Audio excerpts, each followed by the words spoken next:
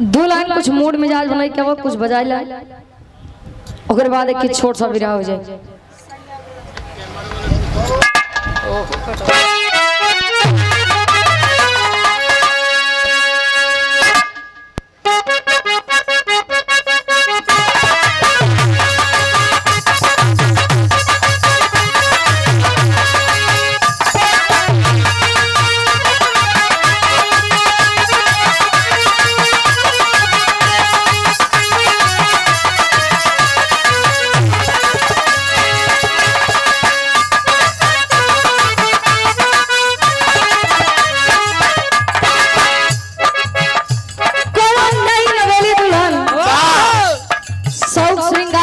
बैठी बा सखी सहेली जाई के पूछते उनके दुल्हा के हाल दुल्हनिया बतावे का बतावे गुरुजी का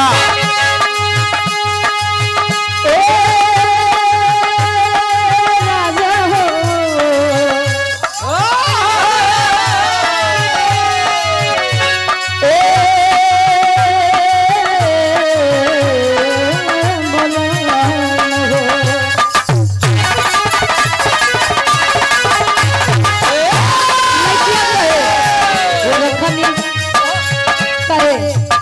रखनी कजरा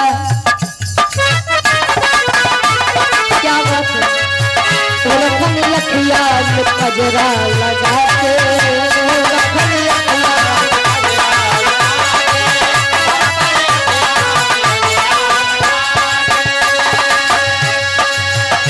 अपन गजरा में साड़ियों सटा के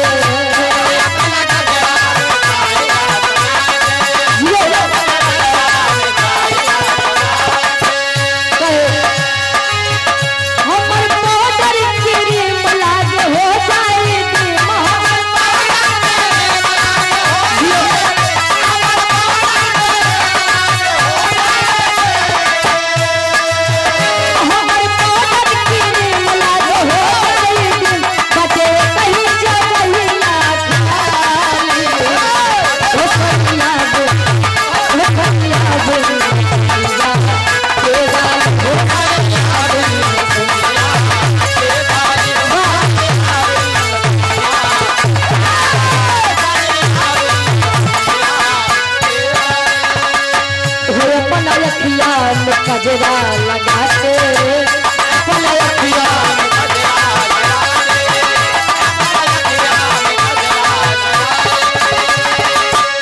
रखन गजरा में चोरिया कटा के रखन गजरा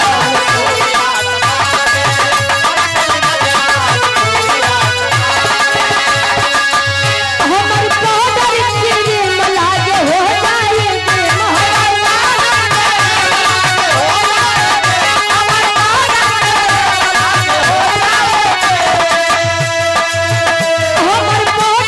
हो जाए दिन बाटे कहीं चली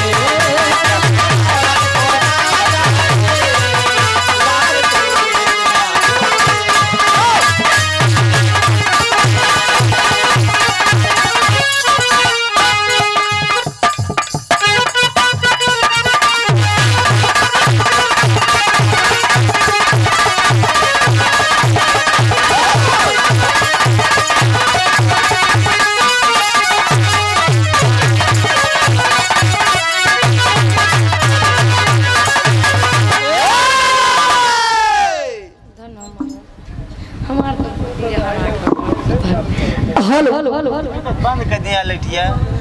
एक छोट सा भी रहा भी रस के आप सबके बीच में आसान और पूर्ण विश्वास बा कहानी समझ में आई। ए भैया एक फौजी का जीवन क्या होता है ई विराह में कवि जी बतावत है। आवा गुरु जी।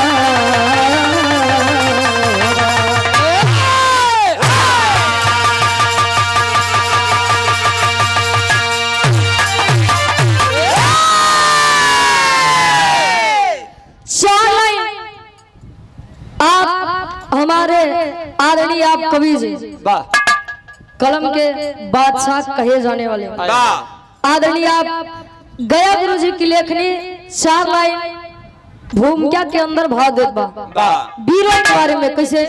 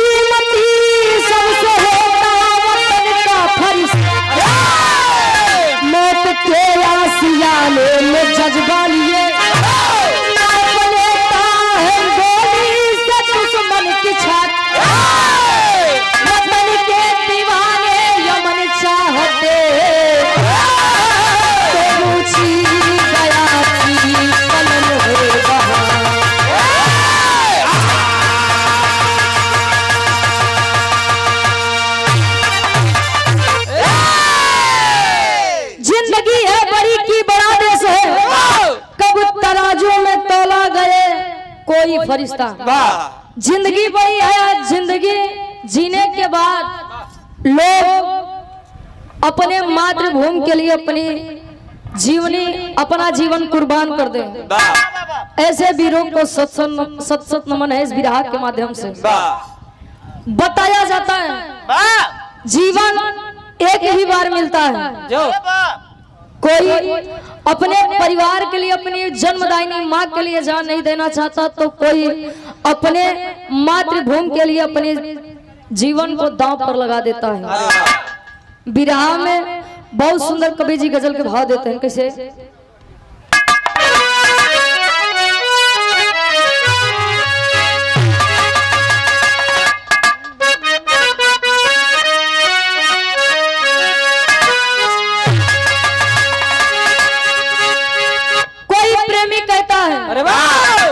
जब तक प्रेम मोहब्बत इश्क रहन तब तक तो ठीक ही रहा, लेकिन जब से लव हो गया तब से सब हो गया। सब हो गया वो कैसे हो ए भैया ये प्यार के चक्कर में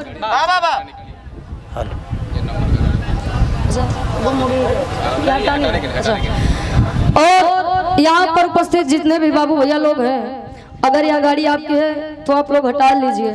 गाड़ी का नंबर है HR 26CN 1052। भैया जिसकी भी गाड़ी है या 426 CM 1052 जेकर भी गाड़ी होए आप लोग अगर सुनत हो तो गाड़ी आप लोग हटा लीजिए, सामने लगी है। अच्छा बोलो वो का नहीं धक धक दे दी कहे जब तक प्रेम रहा तब तक तो ठीक ही रहा। ये प्यार के चक्कर में देखा था देवर अपने भौजाई साथे, जी जाए अपने सड़ुआई साथे, सास अपने दमाद के संगे फुर्र हो जात फिर कम हो गया। अच्छा इनकर सबसे पुरान हो जात बा देखता चाची भतीजा साथे बा। अब धीरे धीरे का हुई कुछ पता नहीं बा। लड़कवा अपने प्रेमिका से कहे का कहे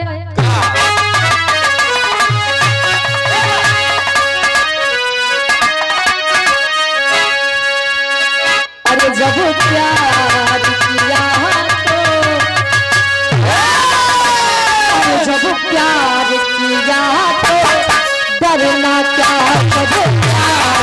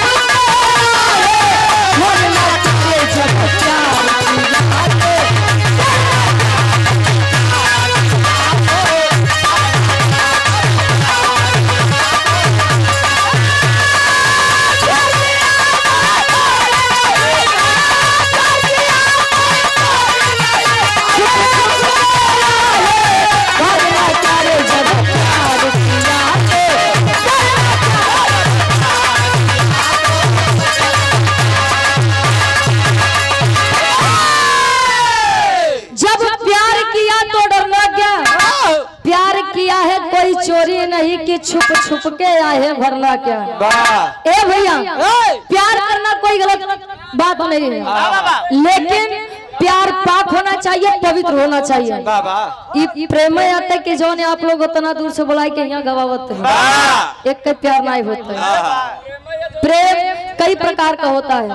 प्रेम या नीला ड्रम में चला जाता बेचारे करवा ये प्रेम के चक्कर में कितना जने देखा था क्यों घरे में मारा जाता है तो क्यों बहरे हनीमून पे ले जाए के मारा जाता है। सबको देनी है ना ना प्यार वाले के देने हैं, लेकिन भाव पर गौर करेंगे। एक सच्चा वीर जो होता है, नौजवान युवक जो होता है, उसके मन में जो जज्बा होता है कवि जी उसको बयां कर रहे हैं।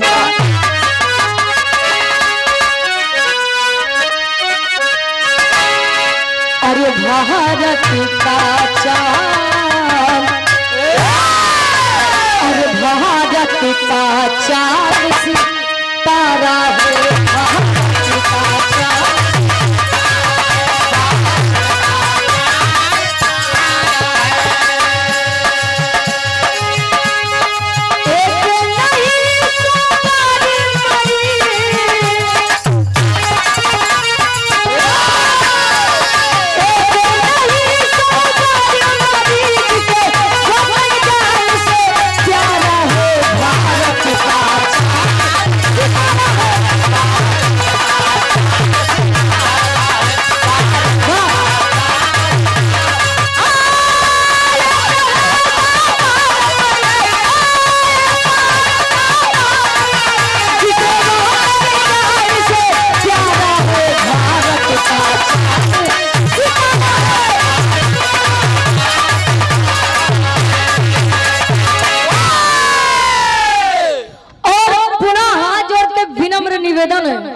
अब बाबू भैया लोगन से की गाड़ी जकर भी हो HR26 CM 1052 शुद्ध में एकदम बोलते हैं। जकर भी गाड़ी हो आप लोग हटा ले, बार बार एक ही बात ना कहवा में असुविधा मत फैलाइए, हटा लीजिए आप लोग।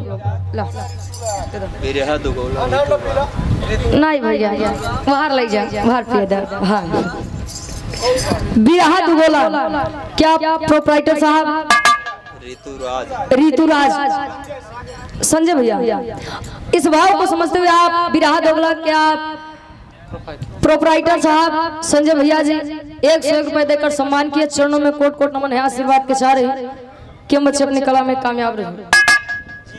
जीके म्यूजिक बलिया से भैया जी के द्वारा 51 रुपए का महान आशीर्वाद। माई भगवती काम में दिन दुना रात चौगुना तरक्की दे। कहे भारत का चांद सितारा है, एक नहीं 100 बार मरी जिसे वतन जान से प्यारा है। लोग वतन के लिए, अपने भारत भूमि के लिए शहीद हो जाते हैं। उन शहीदों को क्रांतिकारी सलाम करते हूँ। हमरे बिरहा के कहानी के शुरुआत यहीं से बा। कैसे गुरुजी?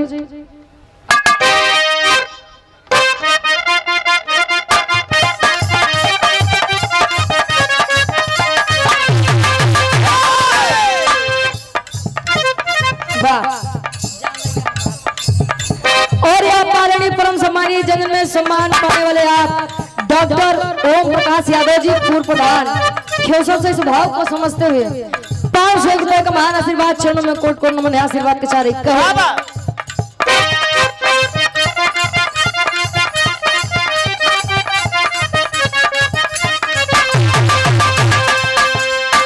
वतन से प्यार करना खुदा की इबादत है, वतन से प्यार करना खुदा की इबादत है, कहीं उससे भी बड़ी देश पर शहादत है।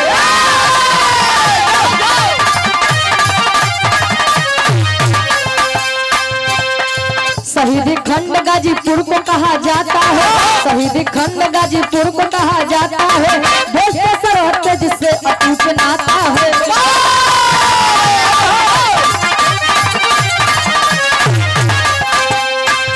कहानी कवि जिले के कहां से?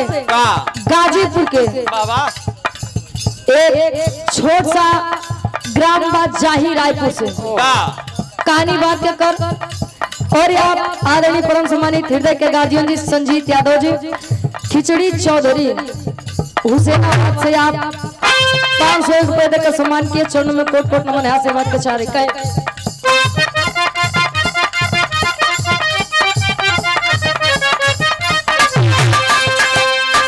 जाही ग्राम रायपुर में एक चांद खिला, जाही ग्राम रायपुर में एक चांद खिला, नाम है चंद्रदेव है, सेना को जोर मिला।